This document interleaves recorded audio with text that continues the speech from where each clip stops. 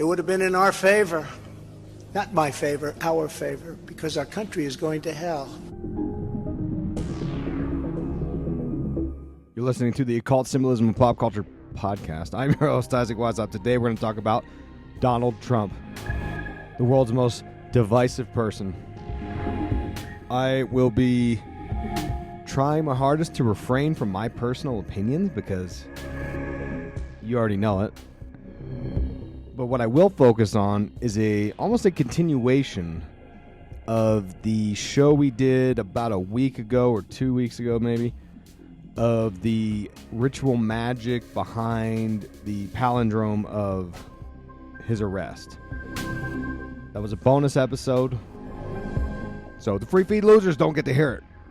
But we're going to cover some other ideas that you will hear. So, okay, let's talk about it. The Donald Trump false messiah ritual. People are saying, and I couldn't believe it, but then I could believe it.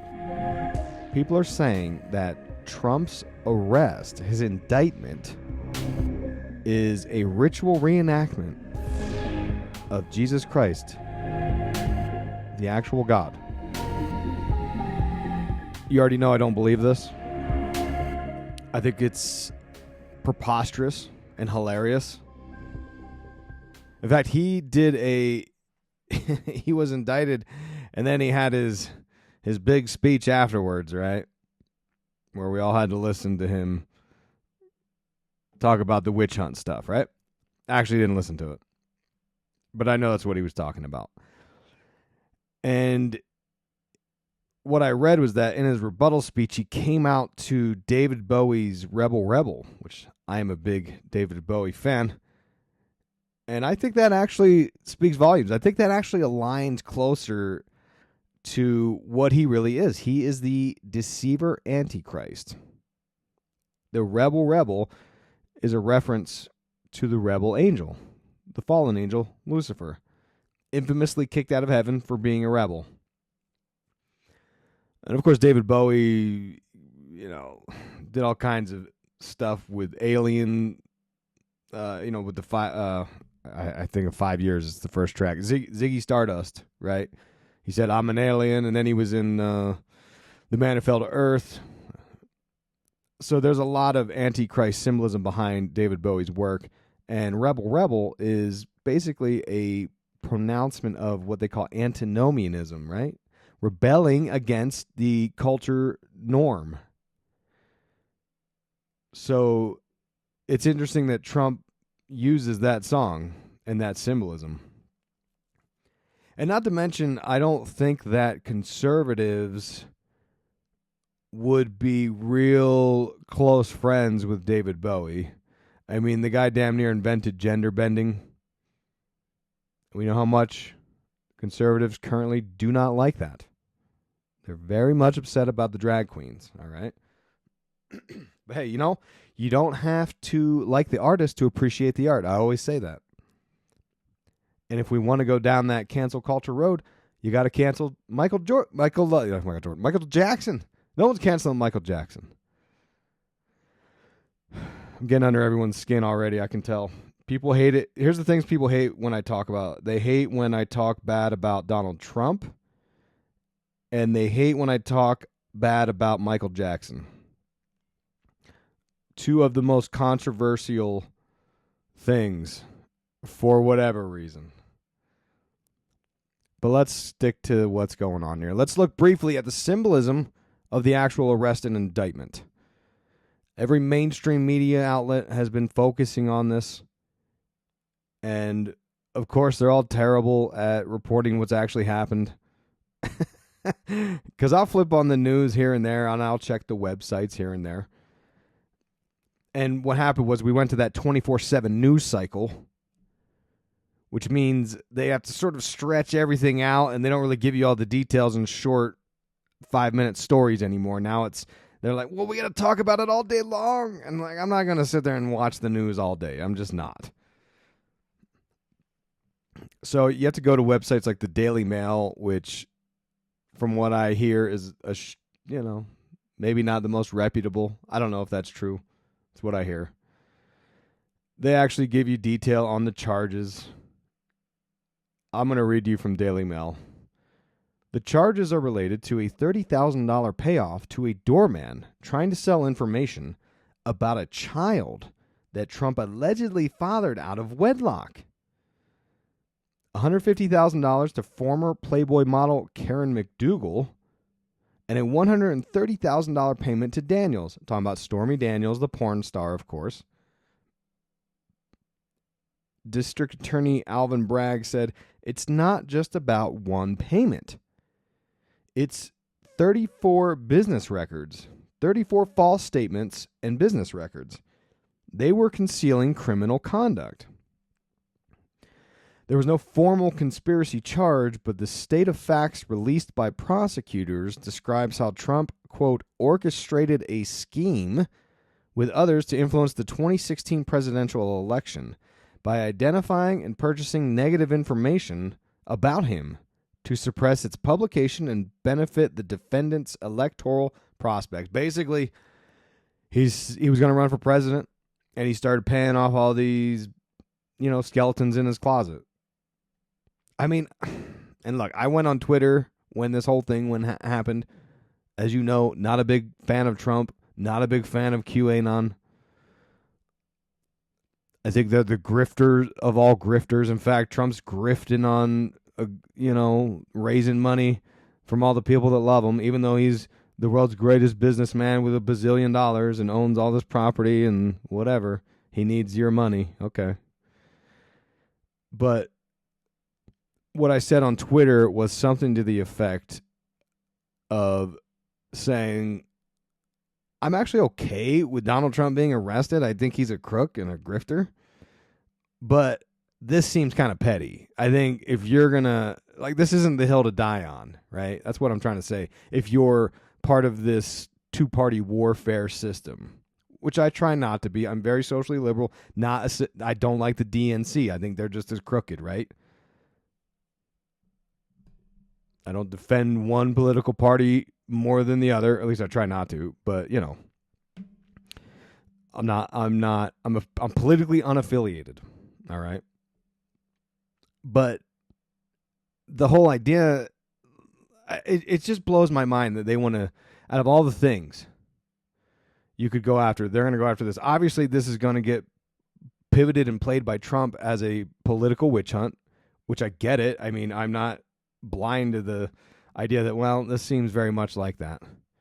And my thing is, I think if you're trying to influence the mass opinion to think, this guy's a crook, maybe we shouldn't have him in office again, it seems like a weird way to do it, because I feel like even your most conservative kind of person who's already looked past all these things, the grab him by the pussy tape and all that stuff, I can't imagine they would hear this stuff and be shocked or even care. It's, to most people, they would think this is politics as usual, including paying off skeletons in the closet. It's politics as usual. Yeah, you're going to run for president. You don't want all your dirt getting out in laundry. So people, I think in a way, even if he's breaking the law, kind of understand it. I think in a way people are like, I don't know. So anyway, during the hearing, it says here that Assistant District Attorney Christopher Conroy argued the payments were part of an unlawful plan to identify and suppress negative information that could have undermined Trump's presidential campaign. But again, I mean, none of this, and how good did it work anyway? We found out about all this stuff. I never heard about the illegitimate child, which makes me think of the Barron Trump time traveler conspiracy theory we talked about a few years ago. But apparently he was funneling payments for what they call catch and kill, meaning, and National Enquirer's big into doing this allegedly, where they'll pay someone for a story and then they'll kill the story. They'll never publish it. It's just a way of getting, I guess, the non-disclosures so they can't share it with anyone else or something like that. And apparently the claim is that Trump was funneling these payments through Michael Cohen, his attorney, who's already been convicted of this, and I think he's already done prison time. So that's not a good, that's not looking good and promising for Trump, right? And Michael Cohen would then make the payment to National Enquirer, and then the claim is that Trump was making these payments to Michael Cohen as quote unquote legal expenses. Which, I mean, I don't know, in a way, maybe, right? Again, it just blows my mind that they want to die on this hill. It's like, okay, unless there's maybe there's some more stuff going on behind the scenes that we don't know about. I actually read a conspiracy that said, and I don't know if I believe this, it seems kind of out there, that they need to arrest him so that they can get his DNA sample, as if they don't have that already, but whatever, so that they can tie it to other cases of all those allegations the women had against him, of all those things back in the day. Just what I read. I don't know if it's true. Now, the National Enquirer is an interesting organization that has a lot of mob ties and connections to the intelligence agencies, which, gets into the real heart of a lot of conspiracy talk. We talked about this in the Superman 4 film analysis. Superman 4 was one of the worst films of all time. And I watched it. I watched all the Superman movies, and I provided a full film analysis for you if you're on the bonus feed. I'm grifting just like Donald Trump over here. I'm going to grift, and you got to hear that episode. It's actually really good because there's a lot of symbolism in the story in Superman 4 that's relevant to all the conspiracies. It's all in there. You wouldn't believe it. That's probably why they say it's one of the worst films of all time, because they don't want you to see it, maybe. Including a scene where this kid gets dropped off at Boys Town, and you got to listen to the episode for more. So you know where to go. I got all those supporter systems. I even added Apple Podcast Premium. And in December of 2022, you can listen to the Superman 4 bonus show and go ad free and all the greatest things in life. A lot of you are signing up for the Apple Podcast Premium. I'm looking at the numbers. They're huge. Thank you very much for signing up. But I don't have a preference as to which one you do. Whatever one makes it easy, which, by the way, the Apple Premium is by far the easiest one. I can't believe how easy they made it. In fact, I'm not going to brag, and I'm not a financial advisor, and this is not financial advice, but I bought 2 whole shares of Apple stock because I'm so impressed with their subscription thing. I said, holy crap, they made this simple. It's a matter of time before everyone's going to offer that. I just happen to be in the front end of that because I had some people ask me to do it, and I said, okay. And it was a ton of work. Anyway, Superman 4 analysis. In fact, I'm such a nice guy, I'm going to read to you the part about the National Enquirer. Against my better grifting judgment. The part of the movie was that they make the claim that, and this goes back to the 80s, news organizations turn into profit-making organizations with CNN and Fox News and all these things, where now they have news on 24/7. It used to be just the nightly news or whatever, the local news.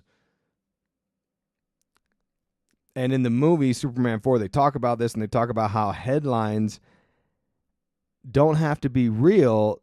They just have to sell fear, right? They knew this way back in, the 80s when that movie was made?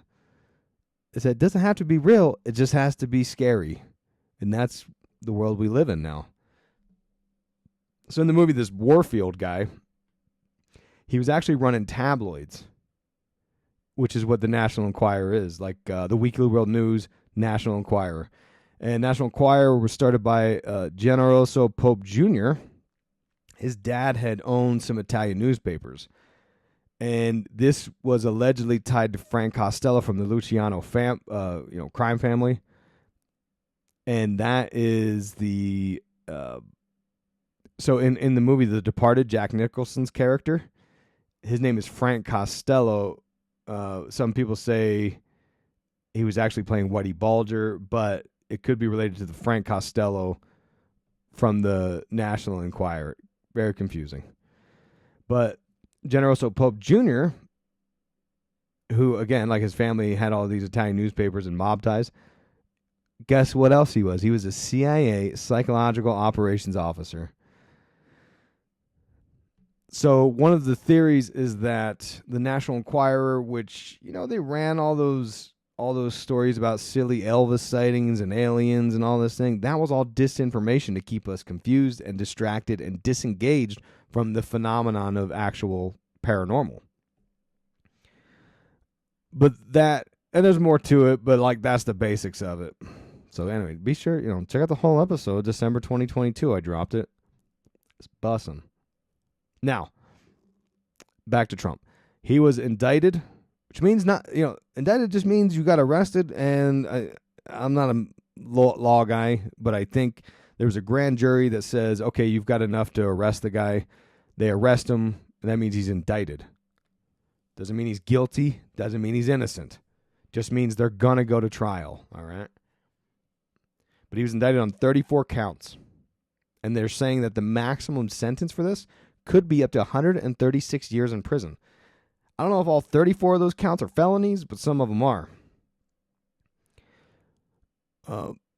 But again, the illegal part happened where they got him was that he was cutting those checks to Michael Cohen to pay off these skeletons in his closet while he was the president.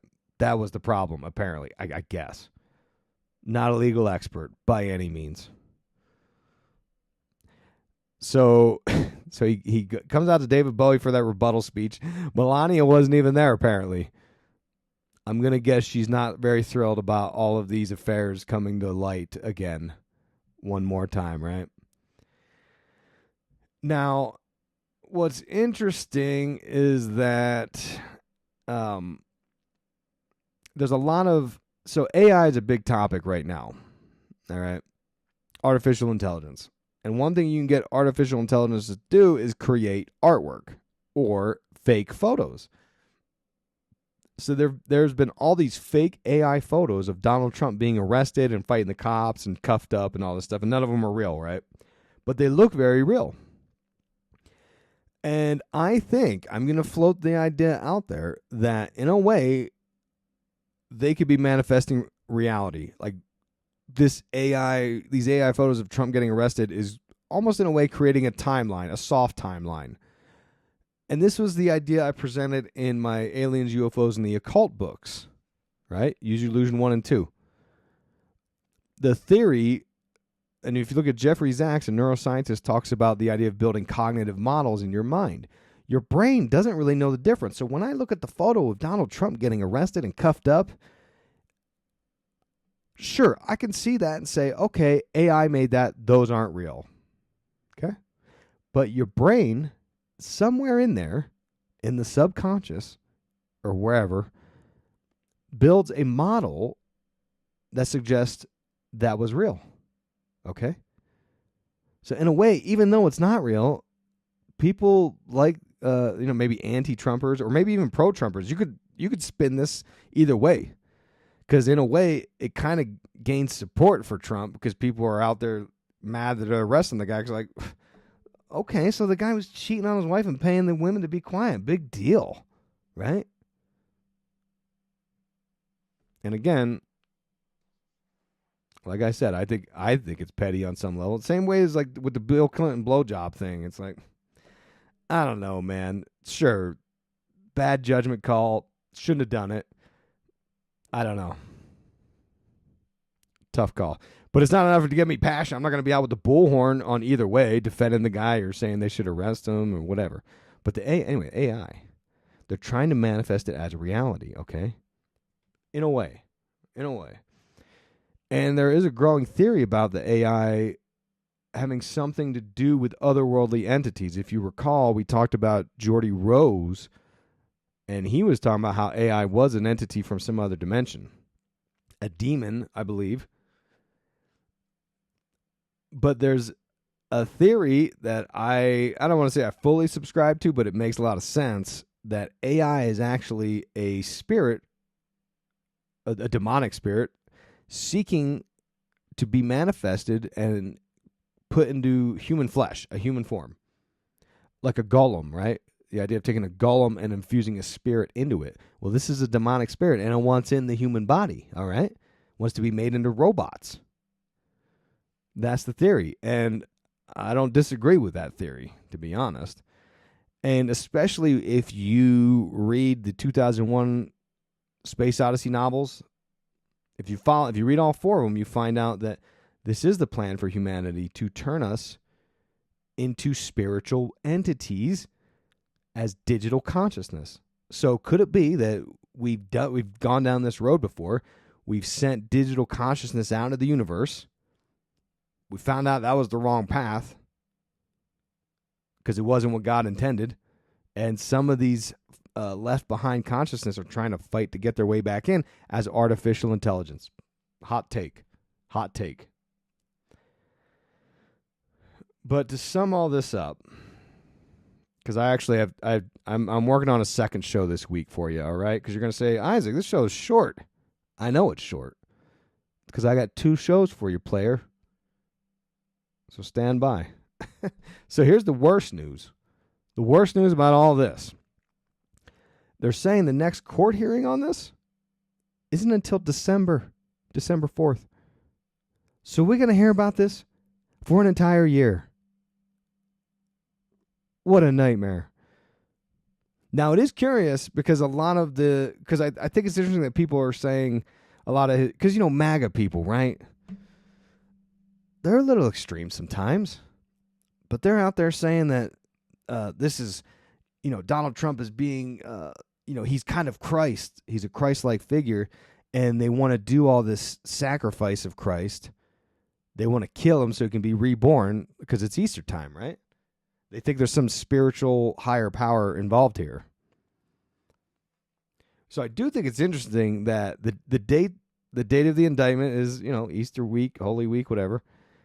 But the trial isn't, I guess, going to be until December, potentially over Christmas. Very interesting. So, perhaps this could have something to do with that other bonus episode we did talking about Trump's ritual magic. And this is nothing new. Back in 2016, we were talking about Keck and all the strange chaos magic involved in getting him into office. Very strange stuff. But back on that bonus show, we were talking about the magic book, the grimoire, the Book of Abramelin, and how the palindrome date of him getting arrested on 3/21/23. Okay. But to zoom it out, is this some kind of distraction ritual? That's another theory, is that something bigger is happening, and we're all being distracted by watching this Trump drama because they know it works. They know it works. But I question, is this actually helping him or hurting him? You could argue either way, I think. But there were some polls. They polled, different folks, and lots of people, regardless of whether they think he should be arrested or not, said, yeah, there seems like there's a political angle here. And then Don Jr. kind of doxed the judge's daughter. I guess she, worked for the Biden campaign or something. And I heard that. I was like, oh, my God, if that's true. Like, these Democrats can't figure it out, man. Like, if you're going to try to do a witch hunt, if you're really going to try to take the guy down, maybe find a judge that doesn't have any political affiliations in his family. I don't know. Call me crazy. But then it makes you think, well, it's all theater. They know this. They're not totally stupid, are they? Isn't that interesting? Maybe it's all theater, a distraction. Because they know how to get people out voting and paying attention to the news cycles. Stuff like this. Well, okay. What else we got here? Oh, okay, so let's talk about the end of the world stuff real quick. If you recall, a lot of evangelicals who support Trump, even though he embodies a lot of non-Christian ideals. I mean, he's banging porn stars and paying them off and talking about grabbing girls by the you-know-whats. They think that he is the imperfect vessel, all right? They compare him to King Cyrus in the Bible, who helped liberate the Jewish people from Babylon. Even though he was a Persian and didn't believe in the same, Abrahamic God that they did, the Adonai. But it doesn't matter because to these evangelicals, Donald Trump is a means to an end. He is the chaos candidate. They called him the chaos candidate back when he was running because he's going to bring the chaos. Order out of chaos. Remember that? Remember that little phrase from Freemasonry? So it's the means to the end. What's the end? I mean capital T, capital E, the end. The apocalypse, the revelation, the revealing, the end of the world, the eschaton. That's why, some of these evangelicals, that's why some of them, they're kind of okay with Putin, threatening the West with nuclear Armageddon. They're kind of okay with it. They really like the bad boys. They're smitten by the bad boys, And, why? And why? Why would they embrace the end of the world? It doesn't make any sense. And I agree, it doesn't make any sense. I'm over here sweating, got me all worked up. Because it's time, they think it's time for the rapture and the second coming of Christ. And they're wrong because in Orthodoxy, they say, look, first off, there's nothing humans can do to force Christ back in for the second coming. And even in the Bible somewhere, it says something to the effect of how man will never know when that end time is coming. But these evangelicals, they know. They're going to make it happen. Oh, okay, yeah, you're going to fool God and trick him into coming back. God's up there. Oh, gee willikers, they got me. I guess I better come back. But they think that it's time for the rapture, and because they've all been, quote-unquote, good Christians, that they get to leave and they get to go to heaven while the rest of us heathens are going to suffer under the rule of the Antichrist. And they're okay with it. They want that. I mean, they want to prove to us that they're right and that we are all wrong. And all of this goes back to the occult. That's right. I mean, we could go on a segue into traditionalism and Steve Bannon and how a lot of his stuff ties into Keck and getting Trump into office and all of this. Like they're kind of they believed Steve Bannon and Alexander Dugin, Putin's right-hand man, they all subscribe to traditionalism and the idea that we're already in the end times, the Kali Yuga, and they're trying to prepare for the new world that they want to run. But all this goes back to the occult, back to John Dee. He was trying to bring about the end of the world. I don't know if you know that. He was doing astrology for Queen Elizabeth, but he was also at the same time practicing alchemy because he wanted to finish us all off. I'm going to read to you a passage in conclusion. I'm going to read you a passage that, and shout out to Jordan from Wind and Sea Coffee. He sent me this great book. I subscribe and he sends me some great coffee, but he sent me a great book about John Dee. So if you want some CBD coffee to smooth out them jitters so you can drink twice as much, go to Wind and Sea Coffee. It's really good. You're going to love it. I'm going to read to you from the book that he sent me. If Hermetic magic was concerned with repairing the fallen nature of the individual alchemist, its ultimate goal, at least as expressed by John Dee, was the repair of the fallen nature of the entire world by catalyzing the second coming of Christ. For Dee and many to follow him, it was thought necessary to help this to occur through enlightened human activity, the great work.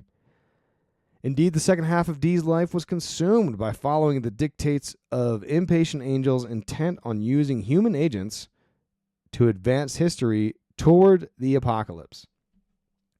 Now let that sink for a minute, because John Dee was in contact using the Enochian language with entities, right? Could it be those entities are like the AI? Are the impatient angels like AI, trying to use human agents to get mankind towards the apocalypse? But they think it's the great work to push us towards the eschaton and the end times, which would explain why all the mainstream media sources and the politicians and seemingly all the forces of nature are all trying to march us down this path. It's a mass ritual, or at least that's one theory. So there you go. That's the occult ritual elements of the Donald Trump, the false messiah. There is a spiritual angle behind all of this, if you can believe that. It's not just about who can be the president. Some people think it's about who can end the world as we know it. So there you go. Stay subscribed to the show, because I'm coming right back at you in a couple days with a show about Easter symbolism. We're gonna decode the symbolism of Easter. Is it a Christian holiday? Is it a pagan holiday? Did one of those steal from the other? You got to stay subscribed and find out. And in fact, while you're subscribing, sign up. Get off that free feed. Get off that free feed. Become a winner. On patreon.com/Illuminati Watcher, or the easiest one yet, Apple Podcast Premium. You click a button and you're in. You're in. And go listen to the Donald Trump episodes. I did the bonus episode a couple weeks ago. Then December 2022, we did the Superman 4. Listen to those two. And then come back in a couple days and I'm going to hit you with the Easter symbolism. All right. And again, with the premium feed, you're going to get early access too. Because I'm going to drop that Easter episode probably on Friday for the premium feeds. Maybe Thursday if I'm feeling froggy. And the free feed has to wait till Monday. You don't want to wait till Monday. Easter will be over. It'll be over. Unless you're Orthodox and you're just entering Holy Week. Right? Because the Orthodox Passover, isn't till a week later this year. So, anyway, that's all the grifting I have for you. Thanks. Stay subscribed. Till next time, stay woke.